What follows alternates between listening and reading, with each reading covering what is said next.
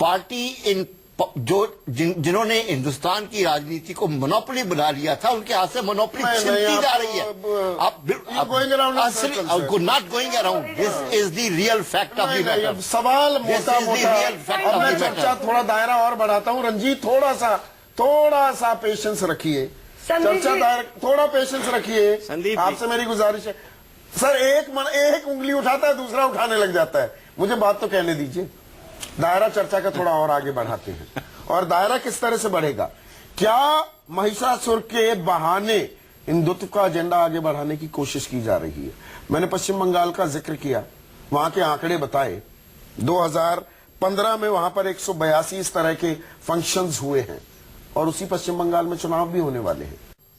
भारतीय राजनीति में महिषासुर ने एंट्री मार दी है। संसद में जबरदस्त हंगामा हो रहा है, दोनों तरफ खेमेबंदी होती जा रही है। विजय सोनकर शास्त्री, मुझे ये बताइए, आज के माहौल में महिषासुर, देखिए थोड़ा मुझे समझाइएगा, मैं अज्ञानी हो सकता हूं।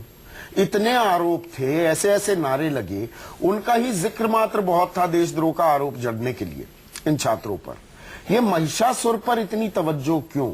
ये हिंदुत्व एजेंडा गाहे बगाहे, महिषासुर तो बहाना है, हिंदुत्व एजेंडे को आगे बढ़ाना है। खेल ये है क्या? नहीं, देखिए संदीप जी, आपने बहुत बढ़िया प्रश्न किया है। इसका उत्तर अगर समुचित हो जाए तो वास्तव में इस डिबेट में बहुत सारी चीजें स्पष्ट हो जाएंगी। लेकिन आपने अभी जब ब्रेक पर जाने के पहले बंगाल के बारे में कहा कि वहां पर बहुत ज्यादा, सबसे शुरुआत वहीं पर महिषासुर का पूजा का शुरू हुआ था, और कुछ स्थानों पर था, बाद में बहुत एक लंबे स्केल पर होने लगा। मैं आपको, और आपने बंगाल में आने वाले चुनाव की भी बात अपने रेफरेंस में कहा है। मैं स्पष्ट बतलाना चाहता हूं कि वामपंथी अब केवल देश में दो ही जगह बचे हैं। एक तो वो या तो विश्वविद्यालय में बचे हैं, और या तो कुछ वामपंथी पत्रकारों के रूप में बचे हुए हैं, और अब जल्दी ही उसका भी सफाया होने वाला है। आज कांग्रेस के सामने कोई विकल्प नहीं है सिवाय इसके कि वामपंथी लोगों के से हाथ मिला करके वो आगे बढ़े और अपनी चुनावी या आने वाली महिषासुर के बहाने हिंदुत्व का एजेंडा आगे बढ़ाया जा रहा है क्या? नहीं, देखिए ऐसी कोई बात नहीं है। हमने पहले भी आपको कहा कि सदन में जो तथ्य रखे गए थे वो रिलेवेंट तथ्य थे, और उन तथ्य को वहां रखा गया था, वो एथेंटिक तथ्य थे, और उस संदर्भ में ऐसी मतलब आप कह रहे हैं हकीकत कितनी भी कड़वी क्यों ना हो, उसे सार्वजनिक पटल पर लाना चाहिए। आप इत्तेफाक रख रहे हैं इस बात से? नहीं, मैं थोड़ा परेशान हूं, क्योंकि मैं आपको बहुत अच्छे तरह से जानता हूं।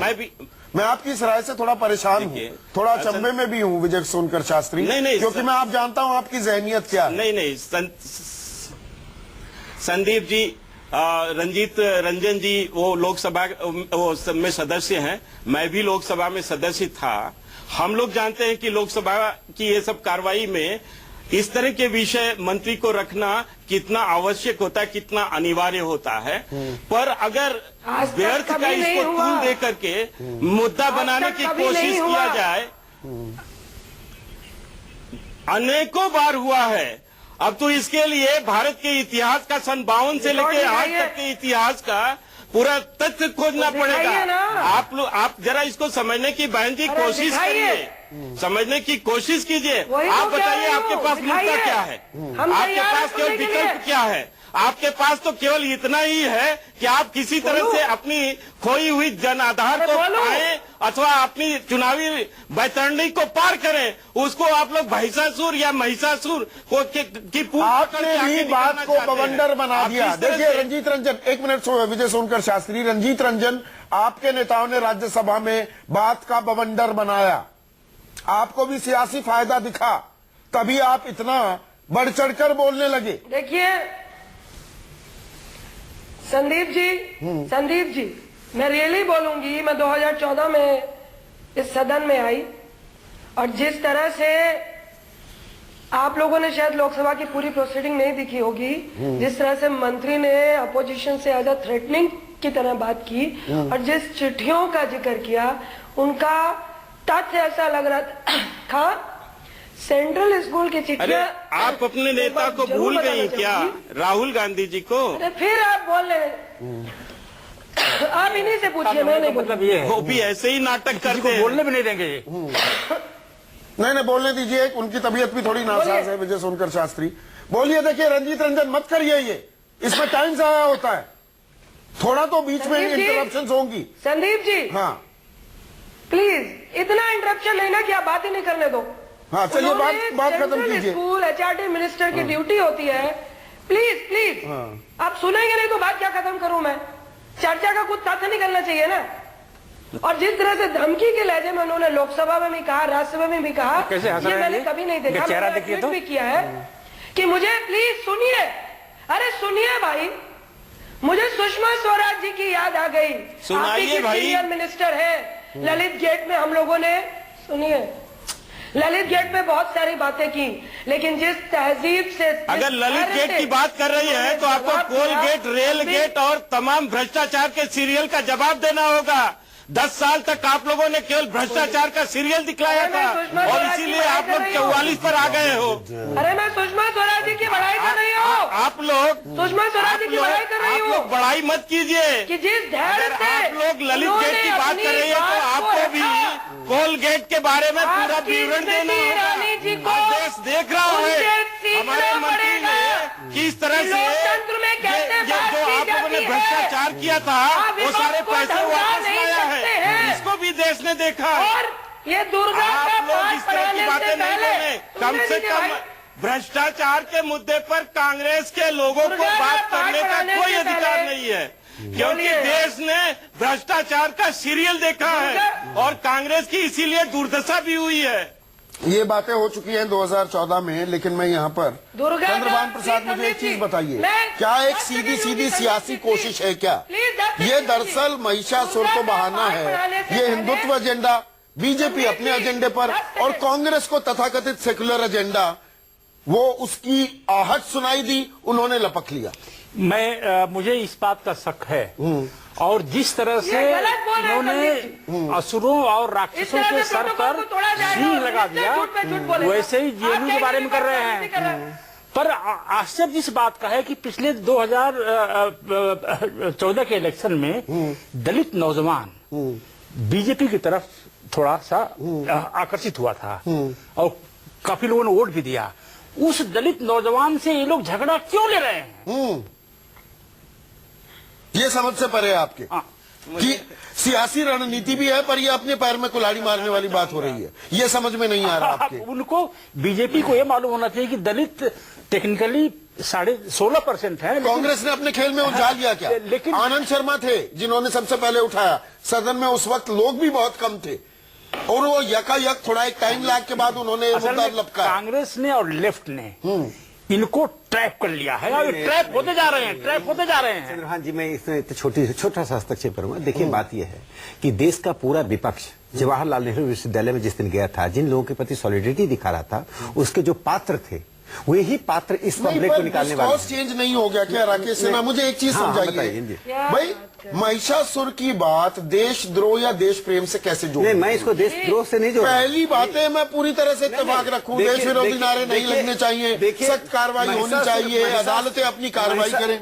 ये कहां से आया? ये बम कहां से गिरा? महिषासुर रावण भी हिंदुइज्म की परिधि में है, वो परिधि से बाहर नहीं है। मैं जो बात कहना चाह रहा हूँ, देखिए बात यह है, मैं आ रहा हूँ, बात यह है कि जवाहरलाल नेहरू विश्वविद्यालय को जिस ढंग से विपक्ष ने और उस मुद्दे को अहमियत देते हुए ओवर प्ले तो नहीं कर दिया ये महिषासुर? किसने कहा? राहुल गांधी जी वहां जाते हैं, सीताराम येचुरी जी जाते हैं, तमाम विपक्ष जाकर पूरी सरकार को कटघरे में खड़ा करती है। सरकार उनको एक्सपोज नहीं करे संसद में। क्या तो महिषासुर की पूजा करने वाले देशद्रोही? नहीं, महिषासुर की पूजा करने वाले यही तो आया। नहीं है, नहीं है। इसका कंक्लूजन क्या निकलता मैं क्या है? कह रहा हूँ, मैं मेरी बात सुनिए, वो देशद्रोही नहीं है। अरे माँ दुर्गा को जिस रूप में चित्रित किया गया, बर्बादी तक सुनकर जी एक मिनट, सुनकर जी एक मिनट सुन लीजिए, जंग लड़ेंगे, सुनकर जी एक मिनट। माँ दुर्गा को मंत्री जी ने कहा था और नहीं, आप चुनाव साहब पर उसमें अंतर है। देखिए, मैं जो अपनी बात कर, माँ दुर्गा को जिस ढंग से चित्रित किया गया उसी को मंत्री ने संसद में रखा। आज विपक्ष आज विपक्ष हताश है, चूंकि विपक्ष का दोहरा चेहरा तो महिषासुर असुर ही रहे। कल सीताराम कुछ लोग नहीं मानने को तैयार कि वो असुर है। सीताराम जो चंद्रभान प्रसाद कह रहे हैं, आप सदियों से एक तरह की आस्था को करते आए हैं, वो डिबेट अलग है, वो आस्था करते आए कर लीजिए। हैं, उसके खिलाफ प्रतिशोध है ये। क्या प्रतिशोध है ये? माँ दुर्गा के लिए उस शब्द का वो प्रतिशोध देशद्रोह हो जाएगा क्या? मुझसे वो शब्द निकलवाना वो चाहते हैं? प्रतिशोध देशद्रोह हो जाएगा क्या क्या चाहते हैं सचदेव संदीप जी? साहब? माँ दुर्गा के प्रति जिन क्या शब्दों का प्रयोग करेंगे? किया गया वो उनको मार प्रतिशोध देंगे। नहीं है। नहीं, शब्दों की बात ही नहीं, वही बात है। मैं चित्रों की बात कर रहा हूं। विरोध उससे है, नहीं, नहीं। विरोध उससे है। आप मेरी बातों पर नुआंस मत डालिए। नहीं, विरोध मैं उस कोई पर राजनेता है, नहीं विरोध हूं उस यहाँ पर पर। है। आप भी उनके साथ खड़े हो रहे हैं, उन सिर्फ फिरों के साथ है। देखिए संदीप जी, एक बेसिक बात है जो किसी को यहाँ भूलनी नहीं चाहिए। मैं आ रहा हूं जो कहना बुरा भी शायद लगेगा, मैं कहूंगा तो बुरा भी लगेगा, और मैं उसका कोई सपोर्टर भी नहीं उस तरह से। ये हमें याद रखना चाहिए कि हर पार्टी का एक वोट बैंक होता है और एक फिलॉसफी होती है। हाँ। BJP undoubtedly without A shadow of doubt is party of upper caste Hindus. इस फैक्ट को ना आप डिनाई कर सकते हैं ना मैं डिनाई कर सकता हूं। तो उसमें इनकी कही गई किसी भी बात को, जो भी बात ये करते हैं, उसको अन्यथा ले लिया जाता है। चाहूंगा संदीप जी, उसको हाँ, मैं अन्यथा ले लिया जाता है। इसलिए बीजेपी लीडरशिप का ये धर्म बनता है कि वो ऐसा कोई पॉइंट ना छोड़े जिससे किसी ऐसे व्यक्ति की भावनाएं आहत हो जाएं जो उनके खुद के लिए सुइसाइडल हो जाए। तो इस वक्त जिस रास्ते से राजनीति बीजेपी की चल रही है वो सुइसाइडल रूट पर चल रही विजय है। सोनकर शास्त्री रिस्पॉन्ड करना चाह रहे हैं। एक छोटा सा ब्रेक लूंगा। विजय जी, आप ही के पास लौटूंगा ब्रेक के बाद। इसका रिस्पॉन्स भी, और ये राजनीति, ये हम सही राह पर जा रहे हैं क्या? यही देश प्रेम की राह है क्या? आप देख रहे हैं सबसे बड़ा सवाल। आखिरी सेगमेंट है, सिर्फ 2 मिनट का वक्त है। शुरू कर रहा हूं। विजय सोनकर शास्त्री, आपसे बिल्कुल क्रिस्प 20 सेकंड का जवाब चाहूंगा। अब ये क्या तय हो गया है कि अब देश में एक बड़े तबके के संदीप जी, देवता बन गए हैं महिषासुर? नहीं, देखिए संदीप जी, अभी जो पीके सचदेवा जी हैं, इतिहासकार हैं, उनको तो वर्तमान की जानकारी नहीं, इतिहास की क्या जानकारी होगी मैं तो नहीं बता शंका करता हूं। मैं इनको बताना चाहता हूं कि भारतीय जनता पार्टी केवल उच्च जातियों की पार्टी नहीं है। भारतीय जनता पार्टी में आज देश की संसद में सर्वाधिक एमपी अगर हैं तो भारतीय जनता पार्टी 10 सेकंड रह गए आपके पास। ओबीसी है उन पर छोड़िए ना, लेवल इस बात को देश भर छोड़िए। में एमपी मैंने एमएलए लेवल का लगा है हुआ तो है। हमारे पास ही हैं। डिनाई और नहीं कर इतना ही सकते। नहीं, ओबीसी के 3 मुख्यमंत्री आपका हमारे वक्त पास पूरा है। हो गया। मैं इतना जरूर बताना चाहूंगा कि कम से कम इनको ये जानकारी होनी चाहिए कि अगर ये इतिहास को ही जानना चाहते हैं चलिए, तो ये हो गया बतला पूरा। सकते हैं क्या हो गया। कि डॉक्टर रंजीत रंजन, क्या अब ये हो गया है, तय हो गया कि एक तबके के देवता बन गए महिषासुर? इतना विवाद जो फैल गया। देखिए, मैं कहूंगी कि फर्स्ट टाइम पार्लियामेंट में देखा कि बहुत नीचे की राजनीति हुई है। मैं एक ही शब्द बोलना चाहूंगी कि मंत्री जी ने दुर्गा का पाठ पढ़ाने से पहले एक वर्ड कह दिया कि जो मैं पढ़ने जा रही हूँ, ईश्वर मुझे माफ करे। आप मंत्री हैं, देश आपको सुनता है, आपको फॉलो करता है। आपने माफी मांग ली और आपको माफी मिल गई। चलिए। एक तो उनको देश से माफी अरे मांगनी चाहिए मंत्री क्योंकि वो अगर ये कहते हैं कि लोकसभा में भारत कैबिनेट हो गया, में हो गया। और दूसरी तरफ आप सचदेवा साहब, एक लाइन में, अब ये तय हो गया महिषासुर को देवता बना दिया है और बनना चाहिए। मेरी अपनी इस बारे में न्यूट्रल पोजीशन है। महिषासुर को देवता बना दिया या नहीं, ये तो एक अलग इशू है। एक बात तो मैं एक नतीजे पर तो पहुंच गया हूं कि जिस मेहनत के साथ इस जो लोग जुड़ रहे थे बीजेपी के साथ, उन लोगों को बीजेपी अपनी कहनियों से, अपनी जबान से धकेल कर वापस वहीं पहुंचा रही है। मुझे लगता है कि सांस्कृतिक विमर्श में सृजनशीलता होनी चाहिए, जो कबीर में थी। कबीर से बड़ा डायसेंटर कोई नहीं था, लेकिन सृजनशीलता के कारण कबीर आज मुख्य धारा के सांस्कृतिक पुरुष और साहित्यिक पुरुष बन गए। मैं मानता हूं कि कांग्रेस और वामपंथियों के महिषासुर जरूर देवता बन गए। जी, मेरा ड्रीम है कि महिषासुर भी सम्मान पूर्वक रहे, दुर्गा भी सम्मान पूर्वक रहे, और एक ऐसा देश बनाए जहां पर कन्फ्लिक्ट के बावजूद भी साथ चलने की हमारे में क्षमता हो। बहुत बहुत शुक्रिया चंद्रभान प्रसाद, राकेश सिन्हा, पीके सचदेवा साहब, रंजीत रंजन और विजय सोनकर शास्त्री।